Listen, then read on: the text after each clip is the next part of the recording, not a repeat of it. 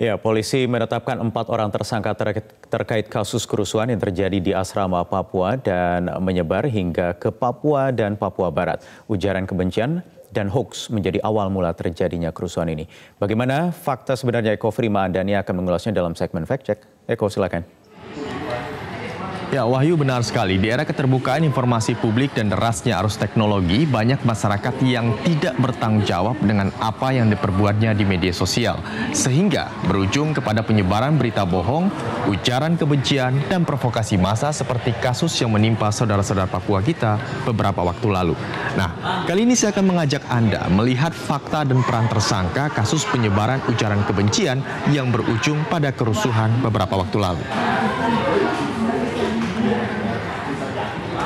Ini adalah Tri Susanti. Tri Susanti merupakan tersangka pertama yang ditetapkan oleh Polda Jawa Timur. Tri Susanti merupakan mantan calon anggota legislatif Partai Gerindra dan dia disangkakan menyebarkan hoax dan juga provokasi massa ke asrama Papua via WA Group dan juga sejumlah media sosialnya. Polda Jawa Timur pun menduga ia aktif mengunggah komentar di grup WhatsApp dan juga yang bernada ujaran kebencian dan juga berita bohong. Tersangka bahkan mengadakan rapat persiapan aksi protes pengerusakan bendera pada tanggal 14 Agustus lalu.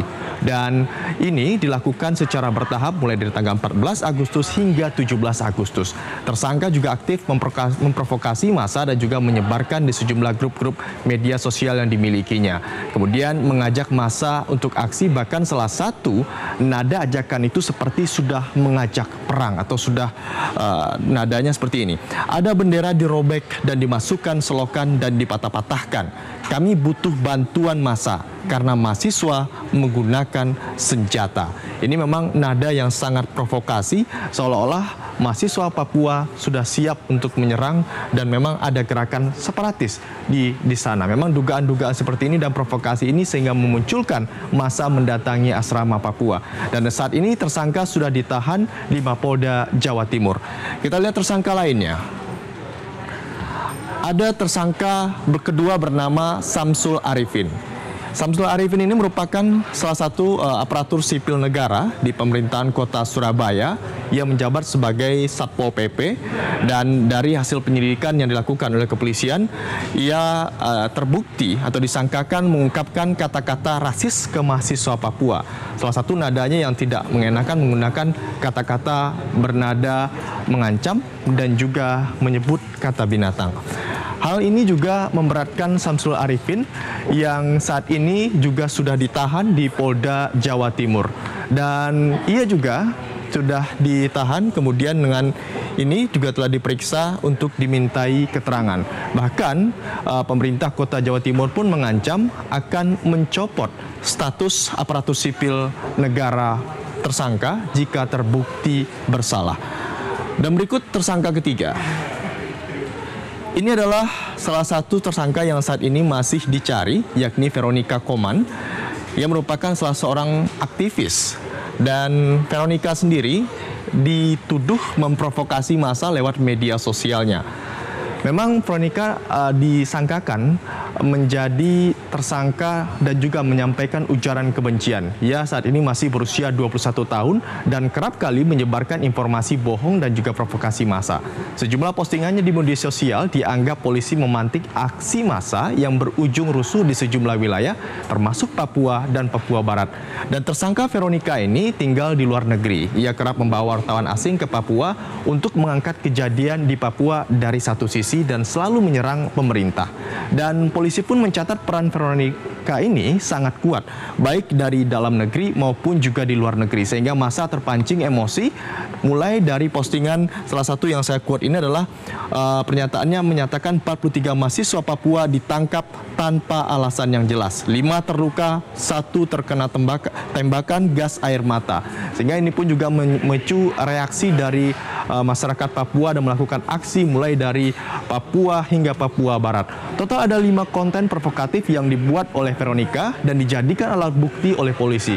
Rata-rata postingan Veronica ini tidak didukung data akurat dan bermuatan provokasi. Total sudah ada 4 orang tersangka yang ditetapkan dengan Veronica ini terkait kasus provokasi dan juga penyerangan asrama Papua ataupun tersangka yang menyebarkan berita hoax sehingga memicu aksi balasan di Papua dan juga Papua Barat.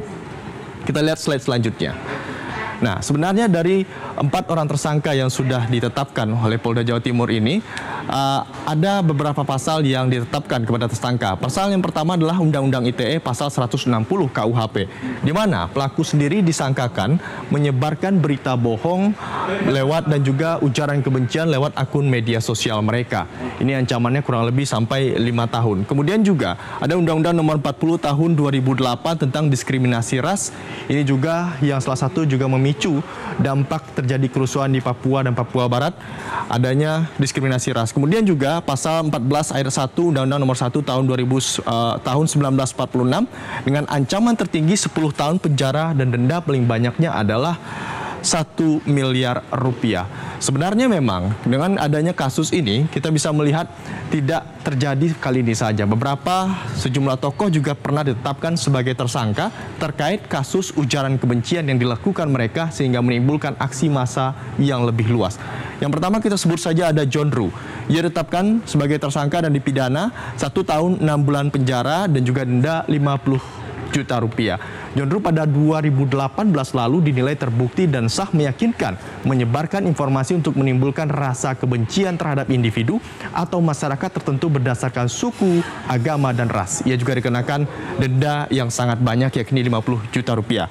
Nah, yang kedua ini tentu Anda sudah mengenal, ada Ahmad Dhani, salah satu pentolan band Dewa. Ia juga dikenakan pidana penjara 1 tahun penjara. Memang saat itu sempat dilakukan penetapan 2 tahun namun melakukan kasasi dan berkurang menjadi 1 tahun penjara. Kemudian juga ada Buniyani, pidana penjara 1 tahun 6 bulan yang juga didenda 100 juta rupiah. Ini kalau dulu kita melihat ada kasus Ahok sehingga ada aksi massa 212 dan seterusnya. Buniyani ditetapkan juga sebagai tersangka karena diduga memprovokasi massa dengan mengedit video dan menghilangkan kata pakai di video yang diucapkan Ahok beberapa waktu yang lalu.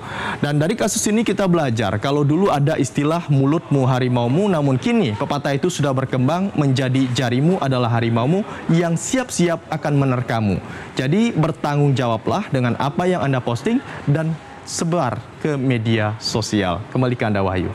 Baik, terima kasih Eko Frima Adani.